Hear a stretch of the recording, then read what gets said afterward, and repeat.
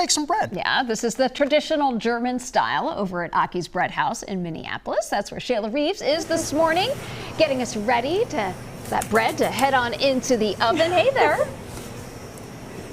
Hey, good morning. It's a busy morning here at Aki's Breadhaus, and for good reason. I'm here with Aki Bernd. Good morning. Good morning to you, sir. What are we cooking right here? We're cooking a multigrain sourdough. And when you were telling me, when growing up, there were certain breads that you really loved. And when you came to the United States from Germany, you couldn't find exactly what you were missing. What were those flavors that you liked? Yeah, the rye. I mean, I just love rye. And Americans, I don't know what it is, but Americans don't like rye, it seems. Right? Even though the rye bread we make is very popular, we sell a lot of it.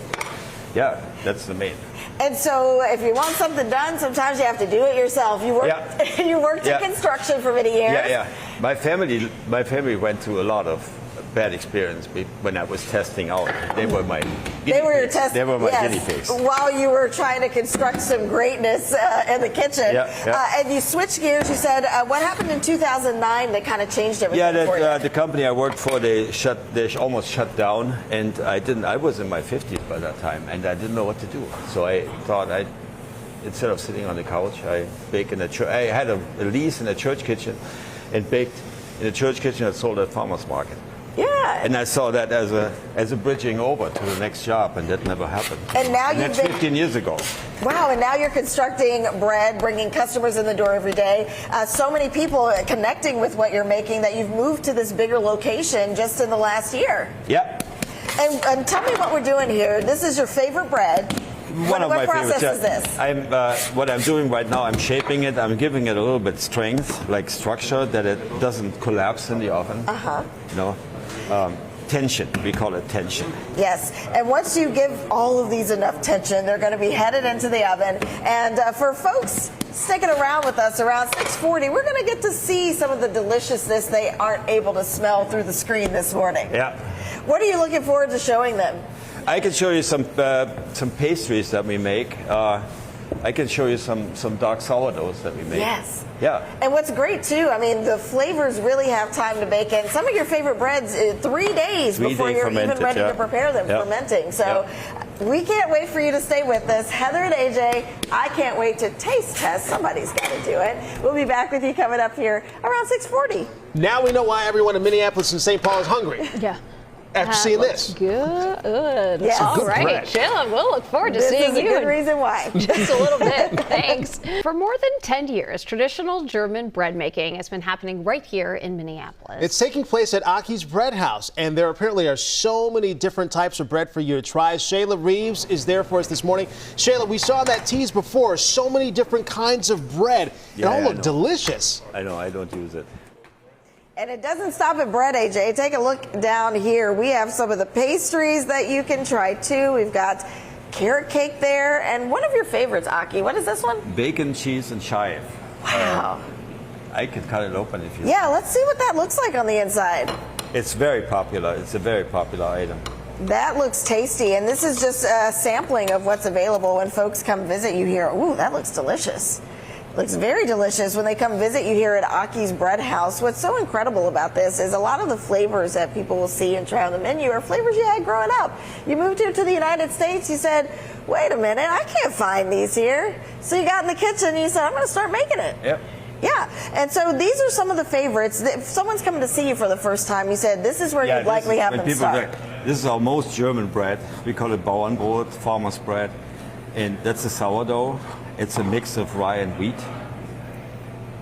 Wow, okay. And then what do we have next to you here? And that's more American, but it's very popular. It's a marble rye. We sell quite a bit of this. And part of your story is you started out in construction several years ago, and then you lost your job, and you already like to cook. You already like to prepare food. So now you just transitioned to constructing bread. How was that transition for you? It was a tough time. When you only sell at farmers markets, you only can do it for a few months a year. Right. So what do you do the rest of the year, right? I worked in a bakery for a while to get my my experience with big machines, which Yes. I didn't have. Yeah. And you've learned along the way, and customers have certainly responded. The space that we're in right now, Heather and AJ, that you're seeing on your screen, you grew so well in your previous location over 10 years. You needed more space. You said folks were saying, excuse me, a lot. Yeah, because we were stepping on each other's foot, yeah. To look at where you started and look at where you are, what do you feel right now? I'm pretty proud of what we accomplished here. Yeah. This, by the way, is our 100% rye bread. We talked earlier about this. Oh, that looks delicious. Let me try something really quickly. Yeah. If I could try something, what would you like me to taste Maybe test? you want to try our apple pocket? Okay, this is what you said is pretty good. People can't leave here without this one. Filled with apples. Oh, that looks delicious. And then a lemon sugar frosting on top. Heather and AJ, I'm gonna make sure it's good for you, okay? Oh, that's flavorful. Oh, it's good. It's good. AJ's so promise you it's jealous good. right now. I'll send it back So to you. jealous. That's just mean, Shayla. That's just mean. okay, AJ. That's mean-spirited. Some of us just have to take one for the team. Yeah. I know I got the tough job Thank today. you. Oh, Thank wow. you, Shayla. It's a Thank tough. you. Look, it's a tough job, but You're someone's got welcome. to do Somebody it. has to do it. Shayla Okay. Reeves volunteered. She Yeah, said, yeah. "I volunteer I as volunteer tribute." can do that. Yeah. Okay. Alrighty, Shayla, we'll see you Yes, on the I screen. do what I can, Heather and AJ. Yes. Good stuff. We are not only talking about Aki's Breadhaus this morning, but if you come right next door, right through the bakery, you will find yourself at the Wunderbar Wine Cafe. I'm here with Nancy Marone to talk a little bit about some of the exciting things that are going to be happening here, but how the activities happening here, connecting people in the Twin Cities to a little taste of Germany, at least through the wine aspect too. Well, for starters here, you've got a great event that's coming up here this evening, and you're going to be featuring some of the flavors that connect those who are fans of wine to something local too. Yeah, so tonight we have what we call our May Day Sip Away, and St. Croix Vineyards will be here. They'll be doing a wine flight. They have a grapevine giveaway, so they have cuttings from their actual grapevines, and everyone who comes gets to have one of those so they can grow their own grapevine at home. And we'll be doing flights like they do at the State Fair in their little Minnesota cutout wine flight thing. That is very, very cute. In addition to that, folks will also have a chance to sample and try some of the flavors of Aki's Breadhaus right next door. Yes. Tell us a little bit about how this connection came to be between the wine, the bread, and more. Yeah, so when we were looking for a new location, because we knew we needed to expand, we found this space still in Northeast, which was super important to us. We had built community over the past 10 years and we wanted to stay here. So with the additional space, we're like, let's do it. We're next to a brewery, Broken Clock, and we just thought wine was the perfect pairing for the bakery and being next to our great neighbors. So, and of course, you need something to complement your wine. These are some of the treats that people can find. What is this right here? That is our Brochen. That is a hard roll that's very German. So we carry that throughout the day. And then we've also got a selection of pastries that people can try as well. For folks that may be watching and connecting with you for the first time, what would you want them to know?